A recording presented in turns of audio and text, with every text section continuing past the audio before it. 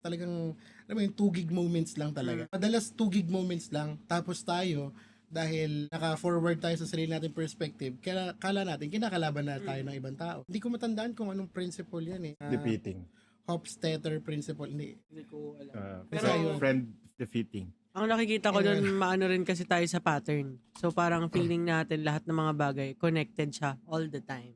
But yes, Decipher natin yung mundo. we learn from patterns pero hindi ibig sabihin na may mga bagay na nangyayari ng paulit-ulit. Iisa lang ang rason.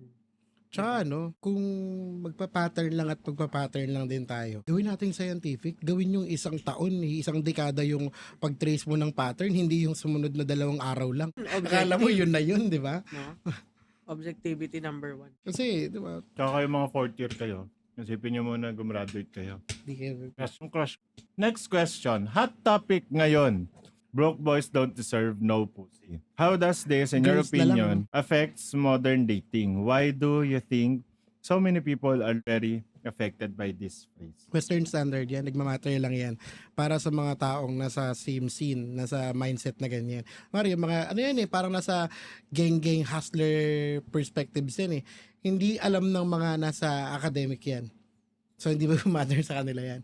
Hindi alam ng mga taong, alam mo yun, nasa advocacy sila, nasa iba yung linya ng buhay nila, iba yung trajectory nila.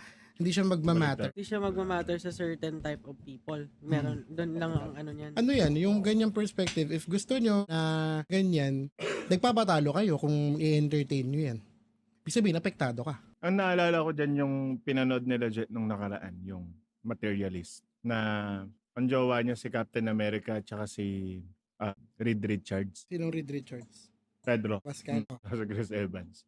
Ano nangyari doon? Meron siyang long time boyfriend na in love talaga sila. Kaya lang dumating sila sa point ng hindi na nila kaya i-prolong yung relationship or basically naghiwalay sila kasi hindi sila thriving pareho financially. Parang hindi nila ma-achieve yun, yung part na yun. Tapos yung girl, Ang lalaki sa ba nasa partner. arts?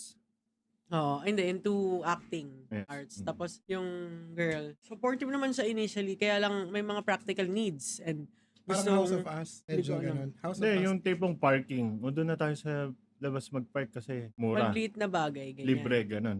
So parang So napapagod ayun, na ng babae yung ganun. mabuhay yung babae in that way. No? Parang naisip niya na, baka kaya pa nating lumawak So, yun. Basically, nag-break sila and then nakamit yung girl ng mayaman. Pero actually, hindi naman sinadya. Hindi naman sinadya sa story. Kasi ang pinaka-job ng girl is, ano siya, which is uso nga yun ngayon Taga-match siya, matchmaker.